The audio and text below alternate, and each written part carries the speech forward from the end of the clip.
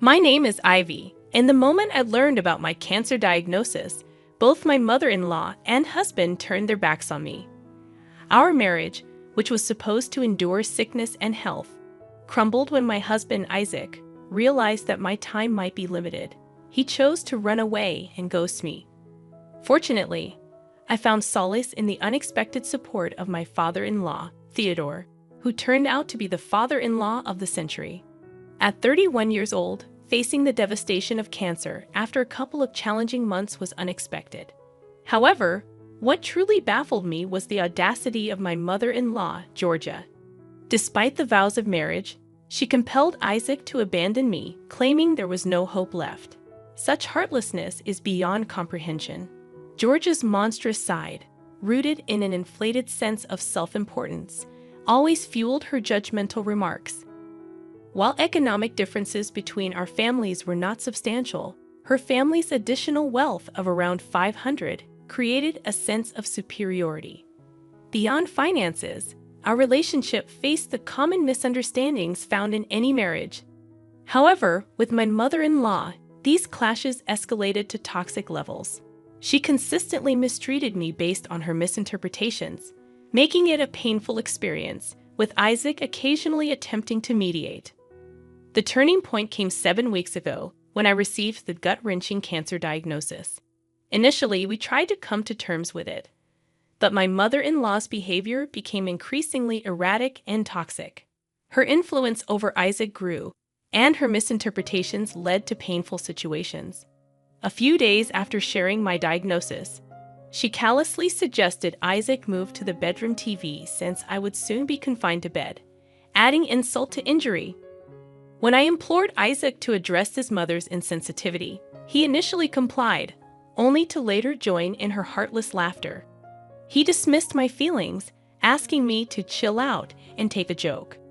As they continued their classless jokes and mockery, even in the absence of Theodore, my father-in-law, I felt isolated and defenseless. Theodore, often away from home, preferred the company of friends, leaving me vulnerable to the mother-son duo's heartless antics. I endured their absurdities while grappling with my health struggles, a situation that would be almost comical if it weren't painfully real. Fortunately, we didn't have children, and as time passed, it became evident that Isaac was far from an ideal partner for parenthood.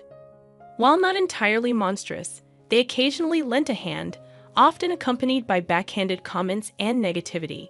Drained and worn down, I couldn't summon the energy to wage wars or respond to hurtful words in my already burdened heart. The worst was yet to come, and it arrived on a day when Isaac was absent due to work commitments. As my health deteriorated, with regular bouts of sickness and loss of control over my senses, Theodore out of the house, it fell upon Georgia to handle the mess. While there were no jokes that day, her silent treatment spoke volumes, dispelling any doubts about her feelings towards me. Hint, she did not like me. It was evident she was growing tired of me, and the scariest part was that she didn't shy away from showing it. In desperation, I suggested hiring a nurse to lighten the load.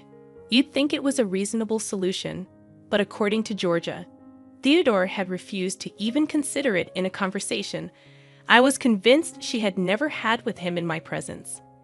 I couldn't help but believe that if he knew of my suffering, he wouldn't deny me help. However, according to Georgia, they were already taking care of me, and the nurse would be a waste of money.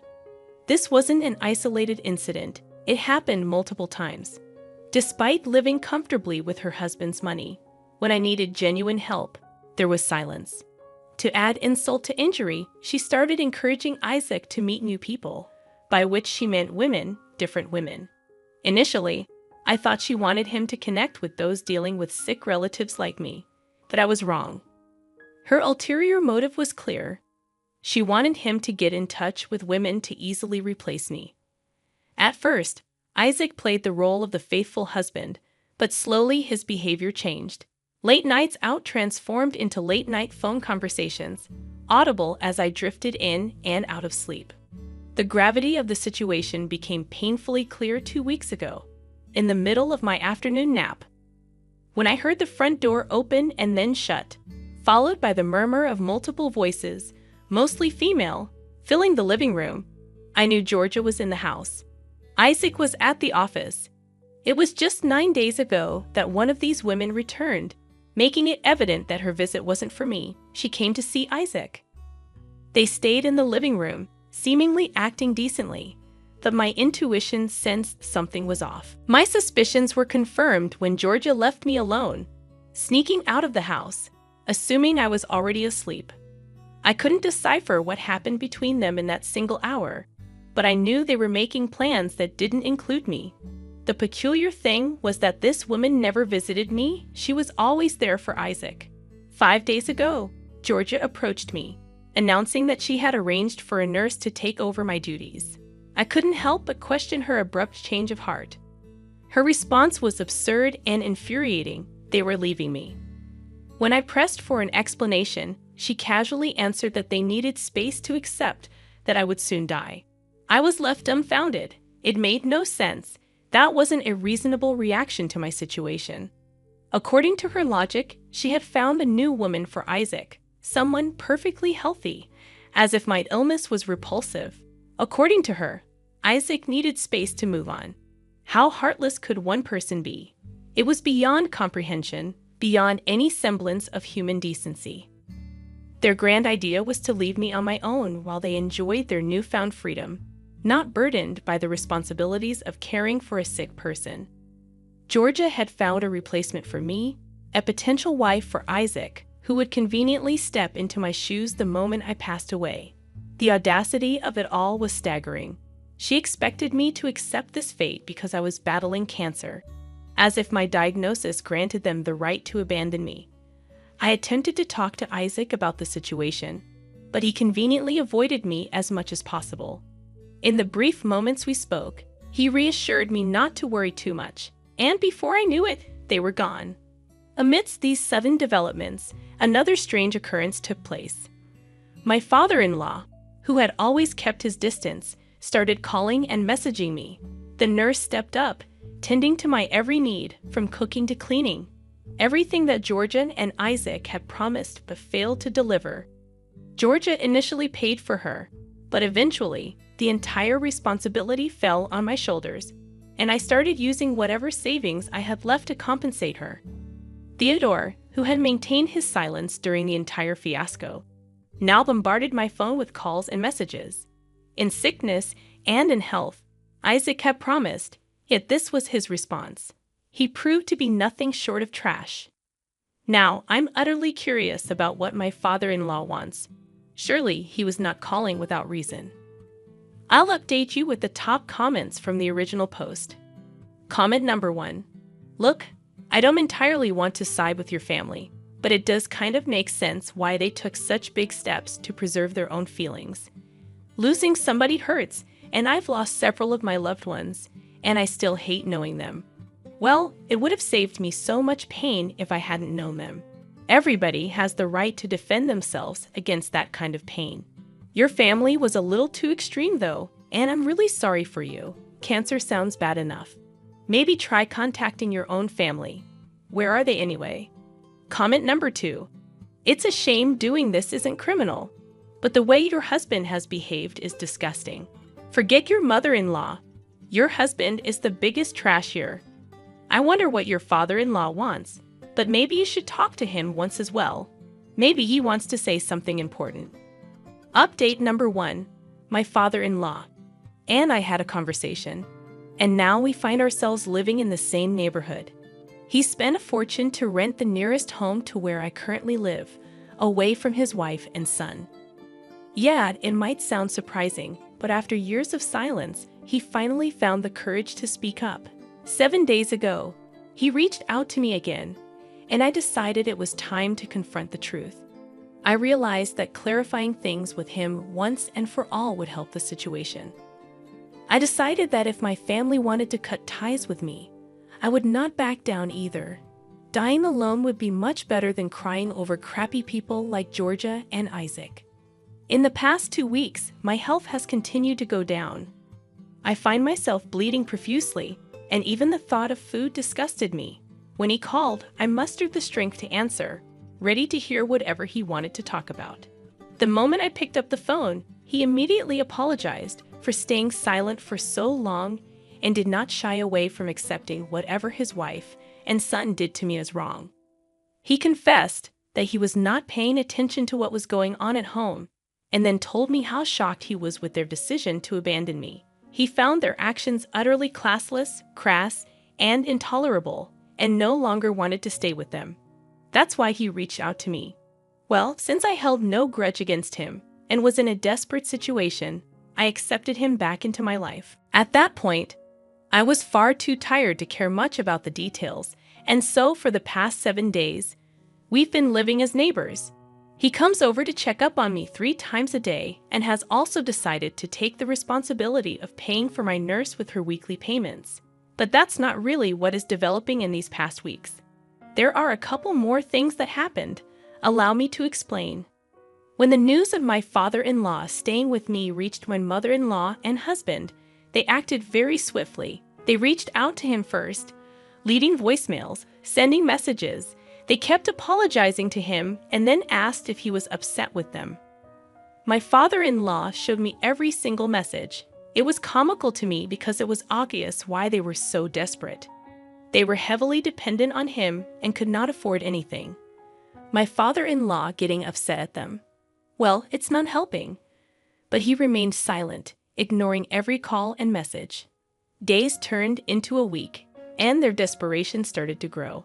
Suddenly, they started bombarding me with phone calls and messages.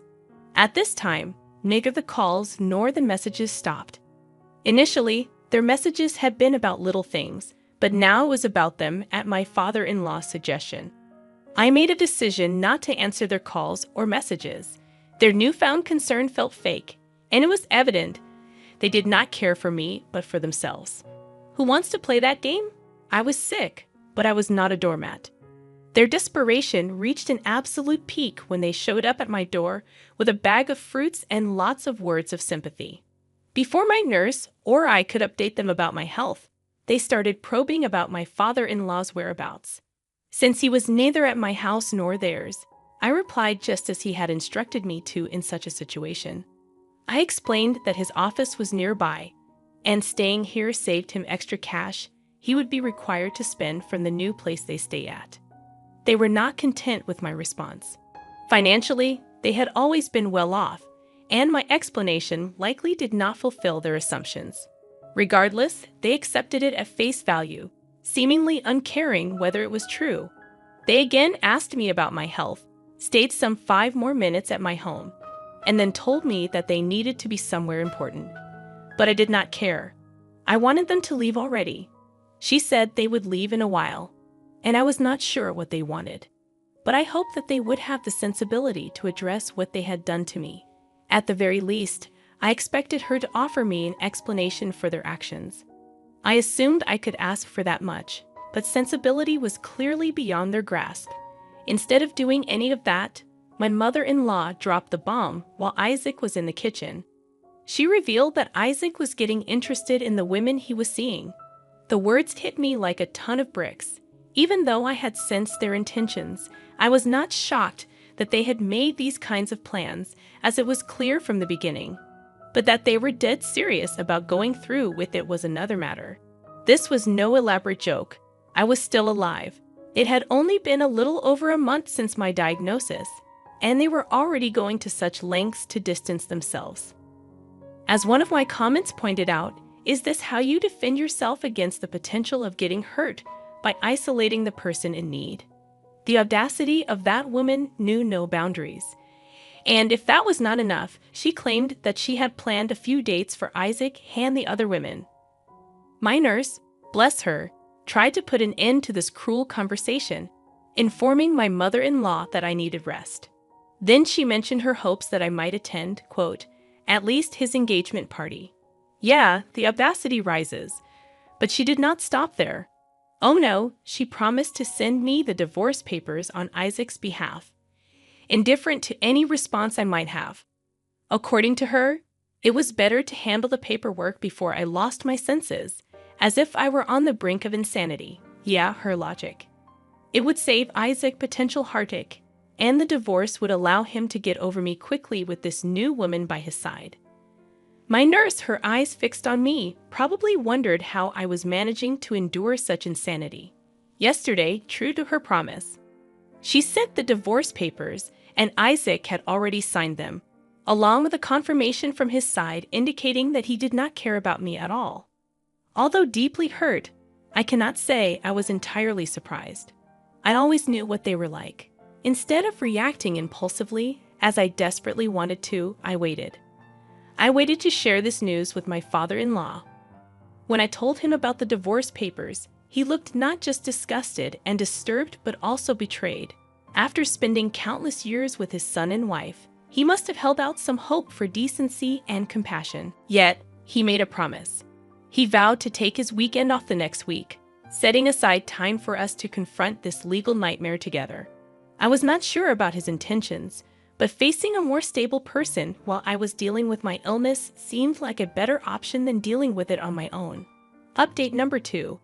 He came over to my place and then told me that he had been thinking over some things for some time now. When I questioned him about what he meant, he introduced me to his lawyer dealing with our case. He informed me that his first words to the lawyer were that he had given enough time for his wife and son to come around, but since he saw no improvement in their behavior, he was going with the plan. And I knew what he was planning. On that particular weekend, he came to my home with his lawyer. I was excited about whatever he had in store. We began discussing the divorce situation, and then he dropped the news on me, the thing he said he had been contemplating for a while. He wanted to make changes to his will. Even with his lawyer attempting to discuss the matter seriously, he kept insisting that he had thought enough on the topic and did not want to think about it anymore. It took an entire day of intense discussions, but by the day's end, I found myself the sole heir to every possession that he owned. He had cut them out entirely, leaving them with nothing more than a small plot in a barren countryside, a worthless piece of land that had nothing around for miles and miles. I knew my father-in-law had just made their lives harder, and I thought that was the end of it. But then he surprised me again. He summoned another pair of lawyers, and they were discussing divorce. Yes, you read that right. It was no longer solely about me. My father-in-law was on the brink of making the most important decision of his life. He planned not only to strip his wife of everything, but also to divorce her overnight. He looked at me and asked if I was all right with divorcing Isaac. After everything Isaac put me through, I did not need to think twice about it. I responded firmly, stating that after all this betrayal, I would be a fool to stay with him. And just like that, it was settled. I was going to divorce Isaac, and my father-in-law was going to divorce his wife, Georgia, and there's no turning back. The lawyer suggested we wait at least a month before filing for divorce, so that it would not look too hurried and planned to the court. We just agreed to wait. While all this was going on in our homes, my mother-in-law kept badgering me to sign the divorce papers. Isaac's silence was less annoying than whatever she was doing. It was like she wanted to get rid of me. I hoped that in the days to come, she would have to deal with wilder consequences than Isaac. I tried to tell her off, giving my chemotherapy treatment as an excuse, hoping that she would stop. To some extent, it worked. She lowered the frequency of calling me, but her demands never ended. She even dared to send me a picture of the women she intended for Isaac, adding insults to the injury with her questioning, "Isn't she pretty for Isaac?" Care to explain to me if you would have dealt with something like that? However, all of her crafty behavior only made my father-in-law more determined. He never forgot to apologize for his wife's behavior, and in a mere 5 days, this month will end, and both my mother-in-law and Isaac will receive the consequences of their actions. My mother-in-law will get a legal notice, and Isaac will receive those signed divorce papers he wants. If all goes according to plan, this would be the end of our interactions on all levels. Update number 3. The divorce bombshell shook Georgia's world. Much to my amusement, she had been prepared for many things, but not for this. Upon receiving the legal notice, she dropped a storm of calls on my father-in-law's phone. When he refused to answer, she stormed over to both our places, demanding an explanation. My father-in-law was at my place for his routine checkup, and he had no choice but to tell her the blunt truth in my presence. He was tired of her and had contemplated this step for a long time. It was clear why he preferred the company of his friends over staying at home with his wife. Immediately, she broke down almost on her knees. She pleaded with him not to leave, and it was at that moment that the reality had hit her. My father-in-law kicked her out of his life. Then Isaac barged in, and because his parents were divorcing, he was now worried about himself. He knew things were not going to end very well for him, and he promised me that he did not want a divorce. But his mother forced him to have it. I told him I didn't care. This entire mom-son drama went on for the whole day until they left in the evening, empty-handed and hopeless. The legal proceedings were progressing relatively smoothly, and just when it seemed like we were on the verge of closure, my father-in-law dropped the truth. He claimed to have nothing to his name. Despite this, the court still ordered him to pay a certain amount of money to Georgia each month. It was a financial loss for us, but my father-in-law was relieved to have finally cut her off from his life. Meanwhile, the issue with the will was yet to be out in the open, and the court admonished Isaac for abandoning me and told him to pay me alimony. We hoped that with everything settled, life would finally calm down, and I would be able to deal with my upcoming painful months in peace without any of their drama. However, our hopes were shattered when Georgia and Isaac unexpectedly showed up at my house for yet another meeting. During their unexpected visit, they came up with an idea, a negotiation of sorts, after they found out the truth about the will. If they had approached it differently, I might have felt sympathy, but they chose to be cruel. Georgia, in her typical manner, claimed that since I was not going to live long, it made no sense for me to hold so much property in my name. I just brushed off her words. I had already made a decision with my father-in-law. We knew what was going to happen as tensions escalated. Isaac, viewing my response as an insult to his mother, immediately thought of violence and raised his hand against me. My nurse immediately called the police, and by the time they arrived, the mother and son duo had fled the scene. Using my nurse and my father-in-law's witnesses, I asked for a restraining order. Given my fragile state due to my illness, it did not take long for the order to be issued. The court warned Isaac about his behavior, stating that repeating such actions would lead to an immediate charge, no questions asked. Since then, none of those two have contacted either of us, and honestly, considering my health, I don't care. The doctors gave me a time limit now, and I'm just hoping I prove them all wrong.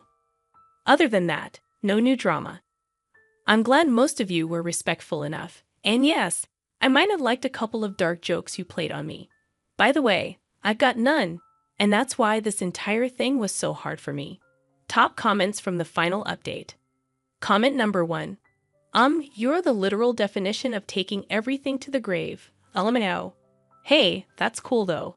Your father-in-law's smart decision saved you big time because honestly, it's so rare to have that kind of thinking person around you. It's true that you may not live long, but the way your family reacted, wow, that was extreme. I'm glad I've never dealt with something like this. They're toxic as hell. At least they will die poor. Comment number 2. I'm so curious. Is the woman you're talking about? Didn't she, know that you're sick? How could one woman be so mean to another? I mean, where's the sisterhood? All for a dang man? And one that would not even stay faithful to the same woman he vowed to stay with for all his life. Like, wow. I'm so glad I like girls because honestly, this is too much for me. Good luck soon. I hope you win this war. Well, we just reviewed 2 of the comments, and I have to agree with the last one. I can't believe somebody would be so mean to somebody else, knowing that they were battling such an illness. But yet, OP had to deal with this mother-in-law of today's story that was an absolute nightmare. Lucky for OP, she did have her father-in-law who went so far to try to save her, get her back, give her support, and basically get her to cut out the toxicness, which was unfortunately his son and his wife. I want to know your thoughts on this one, guys. Go ahead, drop your comments down below. This one was an intense one. It had sad moments. It had exhilarating moments, but overall, it looks like karma came again. So drop your thoughts down below, guys. My name is Mr. Reddit. I narrate these sorts of stories every single day. If you guys want to be a part of these daily videos, all you have to do is subscribe to the channel. Hit that like notification. And well, I hope you have a great day. I'll see you tomorrow. Remember, it's cool to be kind. Peace.